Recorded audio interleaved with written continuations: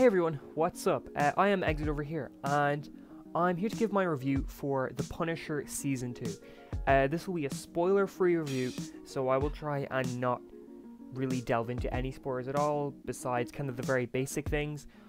You know, like what you saw in the trailer, things like that. I won't go beyond those kind of spoilers.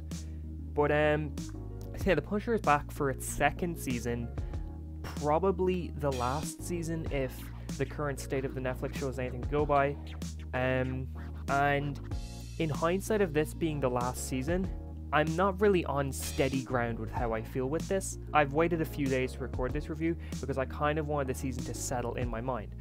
And while there's a lot to enjoy in this season, I ultimately felt that it's kind of a disappointing follow-up to season 1.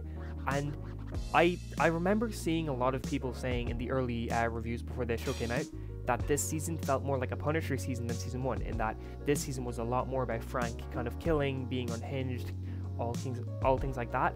I have to disagree. I think that this season feels nothing like a Punisher show. So much so that I'm pretty sure he only actually wears the skull in about 3 episodes, and all 3 of those episodes are in the very back half. This season definitely feels like a step backwards from what we established in the first season. For example, in Daredevil Season 2, Frank is straight up a Punisher. He is the Punisher. In Season 1, he starts off in a place where he doesn't want to be the Punisher anymore, and I thought that was it. It was a place that we go with superhero shows a lot, but because it was our first season of the Punisher show, I was like, yeah, okay, I can see why they're doing this. Then the season gradually moved on and on until at the end of the season, Frank became the Punisher again.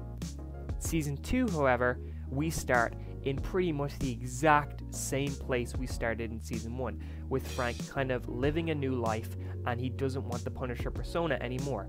And that continues on for most of the season, and it really feels like they're just kind of re-stepping on Season 1's plot threads here.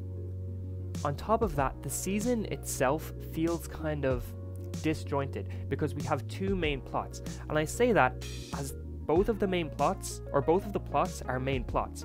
Neither of them are side plots because they both get equal amount of time.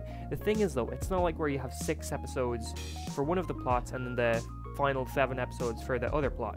No, both of these plots happen directly side by side the entire season, and that actually really heavily affects the pace and just how you're supposed to feel about the season overall. The 2 main plots being Josh Stewart playing John Pilgrim, and being Ben Barnes playing Billy Russo or Jigsaw.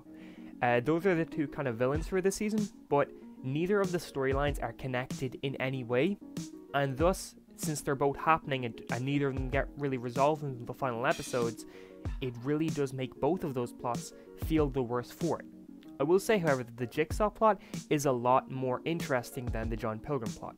That's mainly attributed to Ben Barnes and his amazing acting at being kind of a psychologically damaged human being after what happened to Frank. Downside to Jigsaw, however, is his face is not very heavily scarred.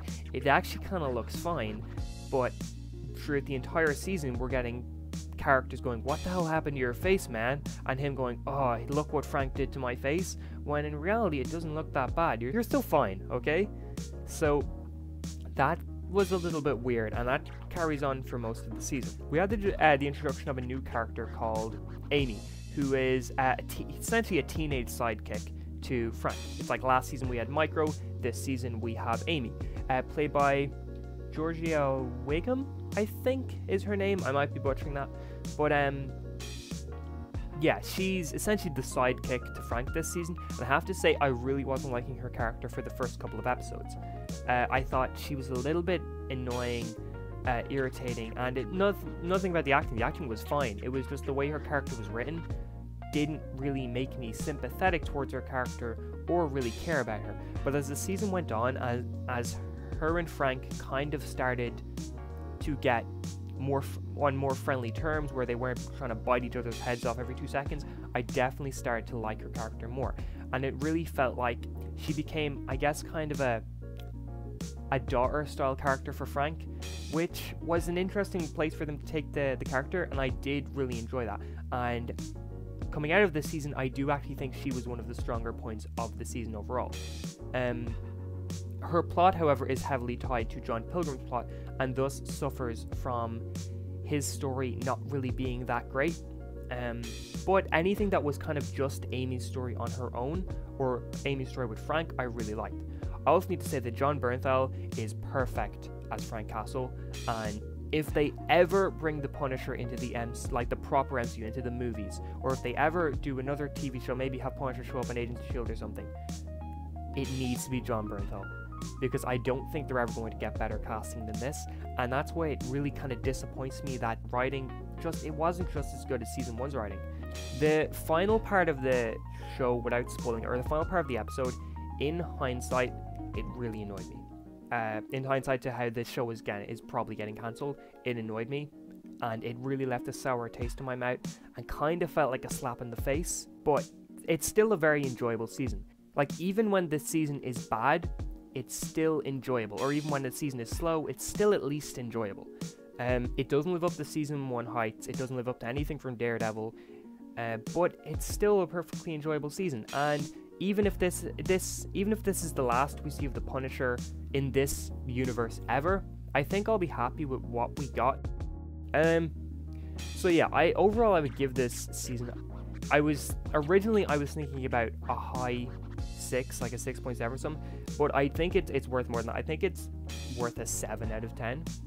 In terms of my Marvel Netflix shows ratings, I would put it in 7th place, with Daredevil Season 3 being number 1, Daredevil Season 1 being number 2, Jessica Jones Season 3 being number 3, Daredevil Season 2, then Iron Fist Season 2, then Punisher Season 1, and then this, Punisher Season 2. But yeah, thank you very much for watching, and if you enjoyed this video, please consider liking and subscribing. Thank you, and have a great day.